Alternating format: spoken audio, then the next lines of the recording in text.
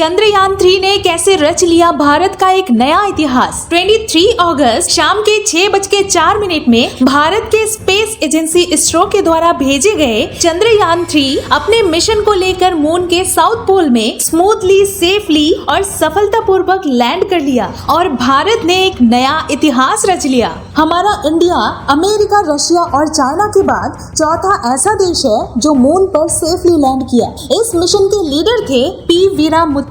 चंद्रयान 3 की बजट थी 615 करोड़ रुपए और वहीं पर आदि पुरुष फिल्म की बजट थी 700 करोड़, जिस मूवी ने रामायण की धज्जियां उड़ा दी। और चंद्रयान 3 एक फिल्म से भी कम बजट लेकर गए थे, लेकिन आज पूरे इंडिया को पूरे दुनिया में ब्लॉकबस्टर बना दिया। और जैसे कि हमारे वैज्ञानिकों ने कहा कि इंडिया अब चांद पर है, क्योंकि भारत ही पहला ऐसा देश बना जो चांद के लूनर साउथ पोल पर एकदम स्मूथली लैंड किया। इससे पहले जितने भी देश ने चांद के साउथ पोल पर लैंड करने की कोशिश की, कोई लैंड करने से पहले ही क्रैश हो गए या फिर किसी ने जैसे तैसे लैंड किया और कुछ धुंधली सी तस्वीर दी। लेकिन इसरो के चंद्रयान 3 ने कमाल कर दिया और इसके बाद इसरो ने पूरी दुनिया की अटेंशन अपनी तरफ खींच लिया। चलिए जानते हैं ये मिशन भारत के लिए क्यों इतना महत्वपूर्ण है। चंद्रयान 3 की सफलता से भारत को अपनी टेक्नोलॉजिकल एडवांसमेंट डेमोन्स्ट्रेट करने में मदद मिलेगी और यह साइंटिफिक एक्सप्लोरेशन के लिए भी बहुत महत्वपूर्ण है, क्योंकि ये साउथ पोल पर उतारा गया है और ये भारत को मून पर पानी और बर्फ के बारे में पता लगाने में भी मदद करेगी।